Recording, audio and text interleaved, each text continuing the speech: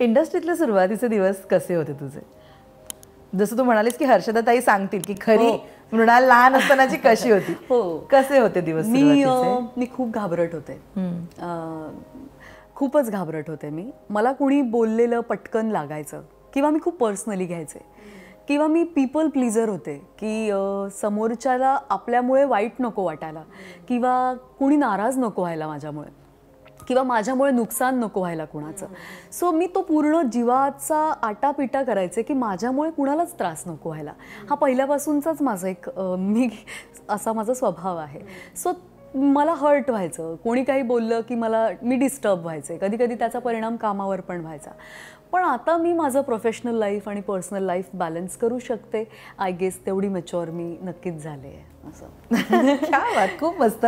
पण मालिका चालू असताना 2016 मध्ये तू लग्न केलंस आणि असं होतं ना की अनेक जण बोलतात की लग्न केल्यानंतर युजली अभिनेत्रींचं करिअर स्लो होऊ शकतं आणि जेव्हा तू लग्न केलंस तेव्हा तू करिअरच्या एकदम पीकवर होतीस. अशामध्ये लग्नाचा निर्णय मृणाल तू क्विक घेतलास का त्यावर विचार केला होतास, किंवा यापुढे काय, किंवा आपल्याला अशाच प्रकारचे एक पर्टिक्युलर साच्यात बांधलं जाईल लग्नानंतर भूमिकांसाठी, असा विचार डोक्यात होता कधी?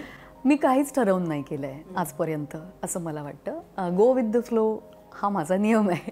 सो मला आणि पर्सनली मलाही असं वाटलं होतं, मला लग्न करायचं होतं. आता आई पण झाली आहे, मला आईसुद्धा व्हायचं होतं. सो मला त्यात काही वावगं वाटलं नाही आणि मला असं वाटलं की हे लाईफटाईम असतं, करिअर म्हणा किंवा काय. म्हणजे हे तुमच्या आयुष्याचा एक भाग आहे, ते तुमचं पूर्ण आयुष्य नक्कीच नाही आहे.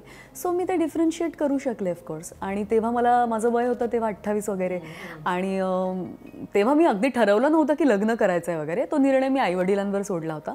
पण नीरजसारखा मुलगा आल्यावर मग मला वाटलं की आता वेळ नको वाया घालवायला, हीच ती वेळ आहे. सो मग मी तो निर्णय घेतला. पण त्यानंतरही माझं करिअर थांबलंच नाही ऑफकोर्स. त्यानंतर मग असं सासर मी केलं, हेमन बावरे केलंस. सो येस, मला त्याचा काही परिणाम नाही असा काही